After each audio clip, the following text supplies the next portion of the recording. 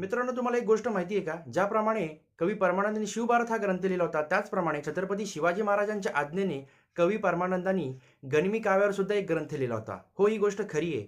ह्याच्याबद्दल पुरावे कमी असल्यामुळे फारशा या विषयावर कोण बोलत नाहीयेत. पण हा ग्रंथ काळाच्या ओघात कोणाकडे गेला अथवा रायगड किल्ल्याला जेव्हा आग लागली होती, तेव्हा हा ग्रंथ त्या आगीत जळून खाक झाला, ह्याचे पुरावे ठोससे आपल्याला भेटत नाहीयेत.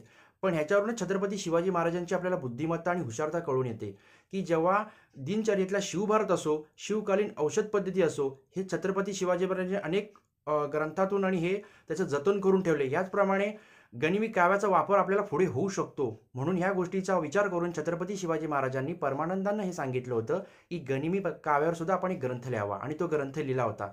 पुढे मोठमोठे संग्रहालय असतील, कुठे असेल, तो ग्रंथ अजूनही असेल, तर आपल्याला इतिहास अभ्यासातून त्या ग्रंथापर्यंत पोहोचता येऊ शकतं, जर ग्रंथ असेल तर. बाकी तुम्हाला काय वाटतं? कमेंट करून नक्कीच सांगा आणि व्हिडिओ आवडला असेल तर नक्कीच लाईक